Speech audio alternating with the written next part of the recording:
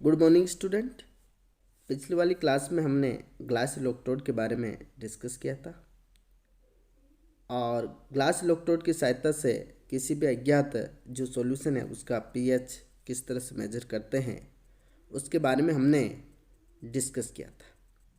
आज की क्लास में हम क्वीन हाइड्रोन इलेक्ट्रोड के बारे में डिस्कस कर रहे हैं और क्वीन हाइड्रोन इलेक्ट्रोड की सहायता से किसी भी अज्ञात सॉल्यूशन का पीएच किस तरह से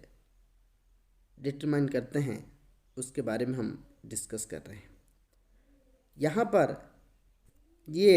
एक क्वीन हाइड्रोन इलेक्ट्रोड है और यहाँ इसके अंदर इक्विमोलर मिक्सचर ऑफ क्विनोन और हाइड्रोक्विनोन का भरा हुआ रहता है और साथ में इसमें एक प्लेटिनम का या फिर गोल्ड का वायर लगा देते हैं और जैसे ही इस वायर को डिप करते हो ये एक इलेक्ट्रोड की भांति काम करने लगता है और उसे हम क्वीन हाइड्रोन इलेक्ट्रोड कहते हैं। किसी भी अज्ञात सॉल्यूशन का अगर हमें पीएच मेजर करना है तो इस क्वीन हाइड्रोन के साथ इसका संतृप्त विलयन बनाते हैं और फिर इसमें ये प्लेटिनम या गोल्ड की रोड लगा देते हैं और उसके बाद इसको हम एक रेफरेंस इलेक्ट्रोड की सहायता से जोड़ देते हैं और जो रेफरेंस इलेक्ट्रोड होता है वो जनरली हम कैलामल इलेक्ट्रोड को यूज करते हैं और इस तरह से एक सेल का फॉर्मेशन हो जाता है और इस सेल में का ईएमएफ ज्ञात करके हम और किसी भी अज्ञात जो सॉल्यूशन है उसका हम पीएच ज्ञात कर सकते हैं। तो इसी बात को यहाँ पर लिखा हुआ है। इसमें quinone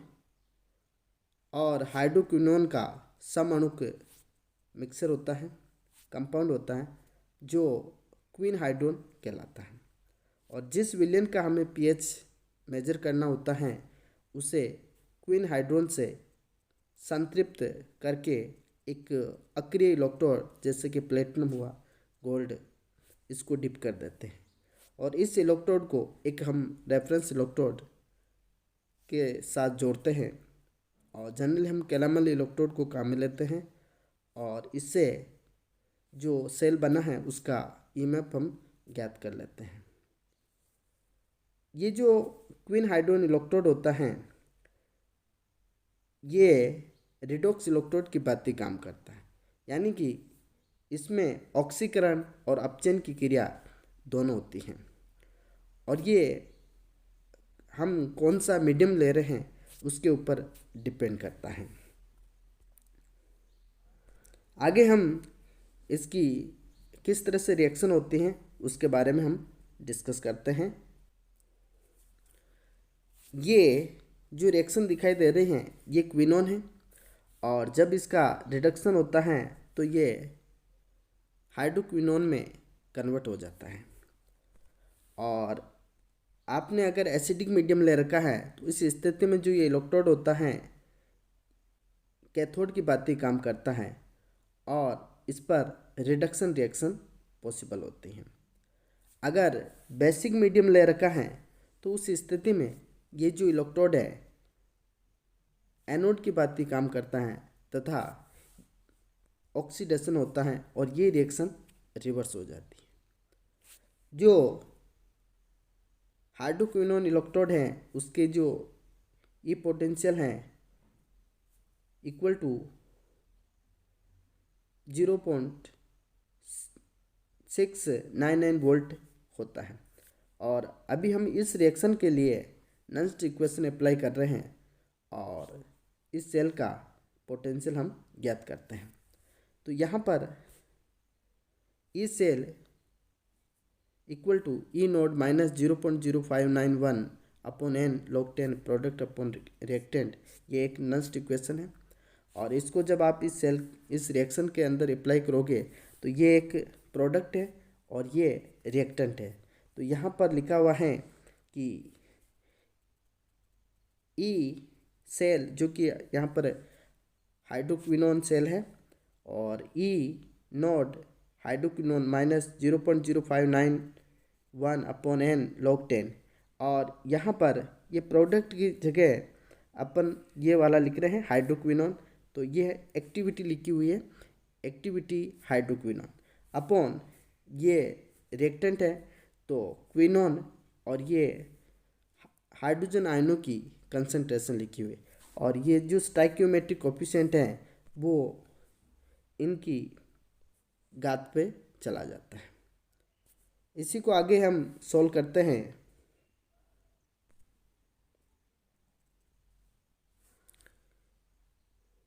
E hydroquinone equal to E naught hydroquinone minus 0.0591 upon N log 10 और activity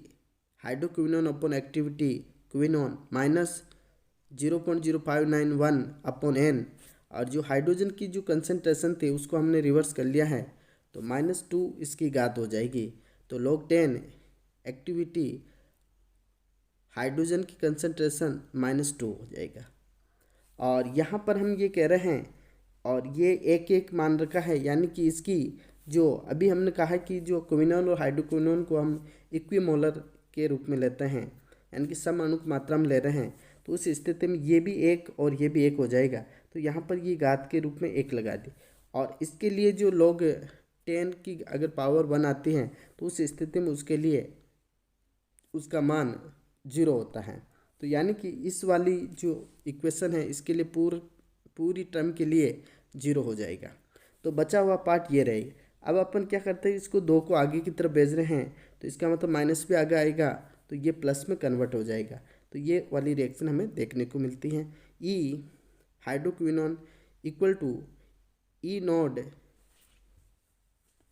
hydroquinone plus 0.0591 upon 2 into 2, ये 2 आगे की तरफ आ गया है, और साथ में ये log 10 और एक्टिविटी H प्लस हो जाएगा। और जब आप इसको सॉल्व करोगे, यानी कि इलेक्ट्रॉन का ट्रांसफर 2 से 2 हो रहा था, तो यहाँ n की जगह 2 लिखा हुआ है, तो इस स्थिति में 2 से 2 कैंसिल आउट हो जाएंगे, तो हमारे पास ये इक्वेशन निकल के आती है। ई क्वीन हाइड्रोन और equal to E naught quinhydrone plus 0.0591 log 10 activity H plus आ जाएगी। और हमें पता है कि जो pH होता है -log 10 हाइड्रोजन की कंसंट्रेशन, यहाँ पर हम एक्टिविटी ऑफ हाइड्रोजन आयन की ले रहे हैं, तो ये इसकी जगह